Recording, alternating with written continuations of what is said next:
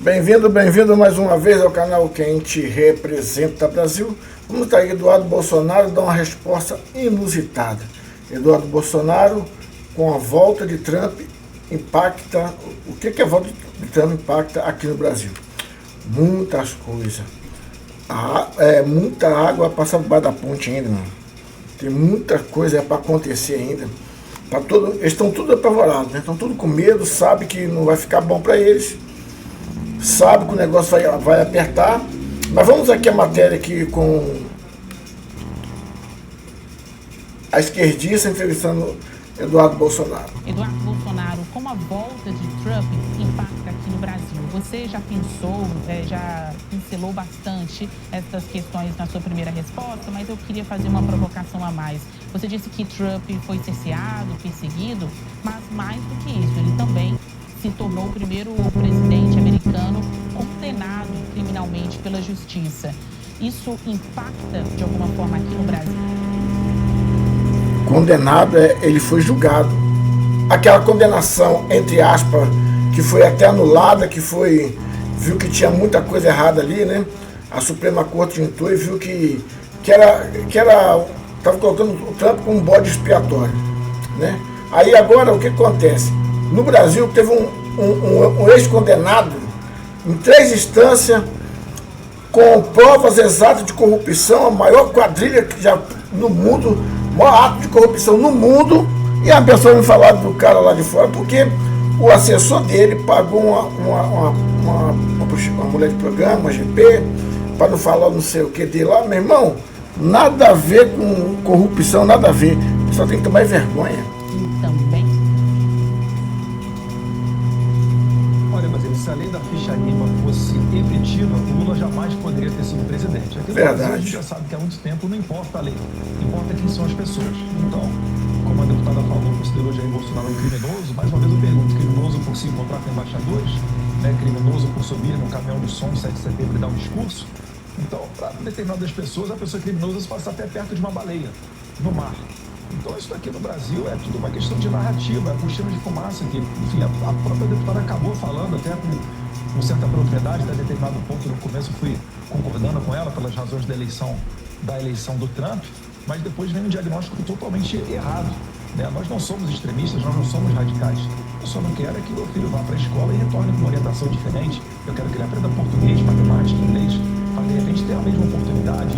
É o mínimo que os pais e a mãe têm, né? Saber que mandou para a escola, saber que o filho está na escola e o filho está bem, que você está aprendendo português, ciência, matemática, história, geografia, ciências, né? As crianças hoje não sabem fazer não conhecem nem a tabuada, meu irmão. As crianças hoje são ruins de matemática, horrível. Estudar no exterior, numa boa instituição, então acredito que é mais ou menos por aí. Agora, focado na pergunta que foi com relação aos impactos no Brasil, já começa a acontecer, né? Dias antes da eleição, o Lula, matéria da Folha de São Paulo, falou que uma eleição, uma vitória de Trump nos Estados Unidos, traria, né, em cena uma outra face do nazismo. E agora ele dá parabéns, né, e deseja sorte e sucesso ao presidente Donald Trump. Então você já vê aí uma mudança nessa comunicação. No entanto, né, o núcleo duro do governo, como Gleisi Hoffmann, Fernando Haddad e o ministro Paulo Teixeira, não conseguiram ainda encaixar esse discurso, né? Estão falando, o Fernando Haddad muito acordou uma manhã tensa, o Paulo Teixeira teceu críticas, muito além de críticas, né, quase xingamentos ao presidente norte-americano, a Gleisi Hoffmann mais ou menos no mesmo sentido. Então o governo brasileiro ele vai ter que primeiro se acertar para ver que tom que ele vai adotar. E uma outra questão, né? Falei aqui do dólar, o dólar passou de R$6, algo que nunca tinha ocorrido nem quando o Brasil tinha. Ninguém está falando nada. O dólar passou de R$6.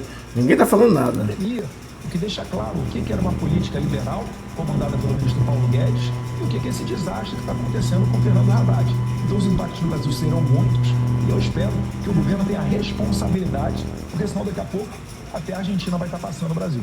Tem muita gente, especialmente na internet, com mantras, se acontece nos Estados Unidos, olha, vai chegar aqui no Brasil.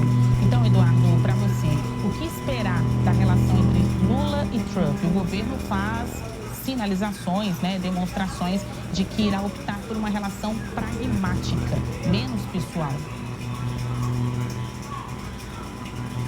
seria o ideal, Basília. É isso daí que nós realmente esperamos de um governo responsável, né? Só que se o Lula mantiver a sua tradicional conduta, por exemplo, recebendo navios de guerra sancionados pelo Irã no porto do Rio de Janeiro, ele vai ter problemas com o Donald Trump, porque uma das bandeiras que foi muito implementada nos Estados Unidos, de que ancorou o retorno de Donald Trump, é de resgatar a liderança norte-americana e não ser um país onde os outros não respeitam, né? Eu citei há um tempo atrás a saída do Afeganistão, quando o Biden retirou as tropas de lá. Todo mundo lembra daquelas cenas, né, dos afegãos se agarrando em aviões militares americanos e acabando por falecer depois de se soltar de uma altura muito alta. Aquela cena ali que horrorizou o mundo inteiro.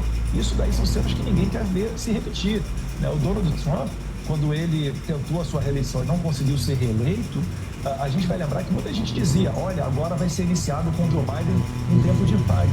E não foi isso que a gente assistiu naquele momento, né? A gente viu várias guerras, a gente viu a Rússia invadindo a Ucrânia, a gente vê agora o conflito entre Israel e o Hamas, você vê a China fazendo exercícios militares em torno de Taiwan, a Coreia do Norte voltando a se aventurar em fazer testes com mísseis no mar do Japão. Então, Donald Trump representa o resgate dessa paz mundial e isso passa pelos países respeitarem, por exemplo, essas sanções norte-americanas. Eu falei do Irã propositalmente, porque o Irã agora, pela primeira vez, está mandando mísseis contra o território de Israel.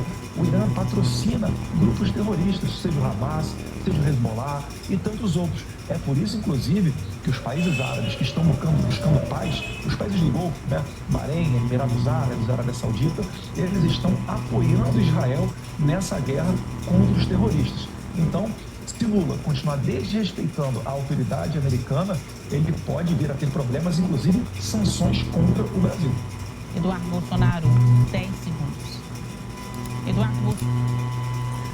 É isso aí, meus amados. O que você acha? O que o Brasil... O que você tem assim? Deixa no comentário aí. O que você acha que o Brasil vai sofrer? Porque nós temos ainda esse presidente aí